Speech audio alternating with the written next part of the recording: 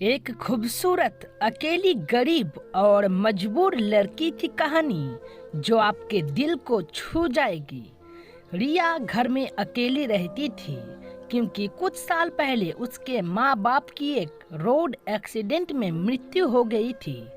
लड़की होने के कारण उसके रिश्ते नातों ने भी उसका साथ नहीं दिया और जिन रिश्तेदारों ने उससे सहारा दिया उन्होंने भी मौका पाकर उसके जिस्म का शोषण ही किया। इसीलिए वह अपने घर में अकेले रहने पर मजबूर थी। 18 साल की खूबसूरत रिया की जवानी पर कुछ गुंडों की बुरी नजर थी। वह अक्सर उस पर फब्तियां कसते और उसके साथ गंदी बातें करने की कोशिश करते।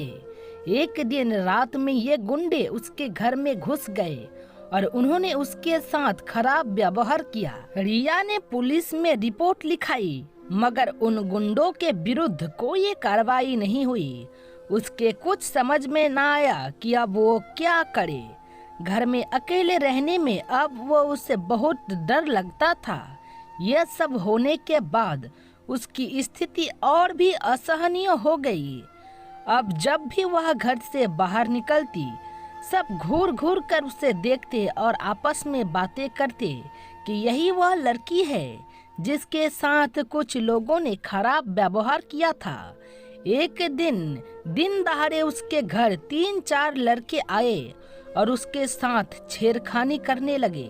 वो चिल्लाई और उसकी आवाज मोहल्ले वालों ने सुनी लेकिन उसे बचाने कोई नहीं आया।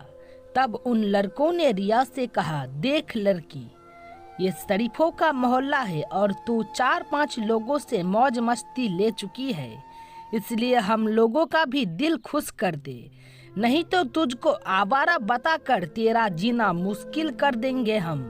और इस बात को भी दिमाग में अच्छी तरह से भर ले कि यह जिस लड़की का एक बार छेड़खानी होता है उसका कोई साथ नहीं देता।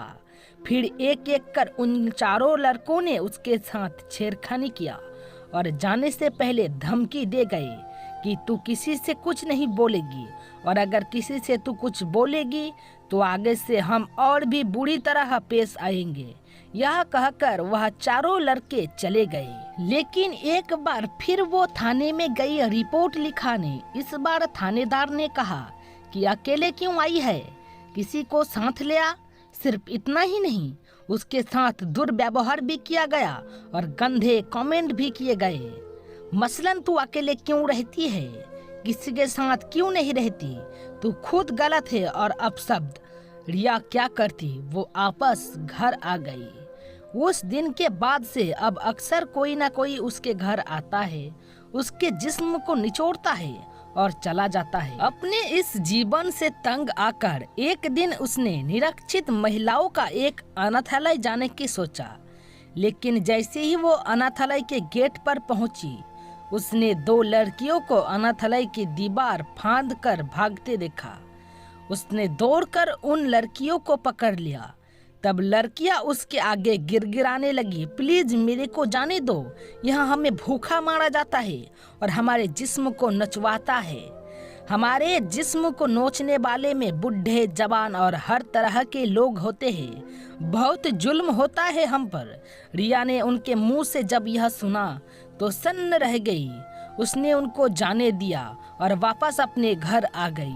अब उसने अपनी जिंदगी को अपनी किस्मत के सहारे छोड़ दिया, इस उम्मीद से कि शायद मेरे जिस्म को नोचने वाले इन भेड़ियों को भी कोई भला आदमी भी मिल जाए जिससे मेरे दिल के अरमानों में भी खुशियों के 2 फूल खिल जाए। तो साथियों, रिया को क्या करना चाहिए था कमेंट में हमें जरूर बताइए और इसी तरह के वीडियो देखने के लिए वीडियो को लाइक करके चैनल को सब्सक्राइब जरूर करें।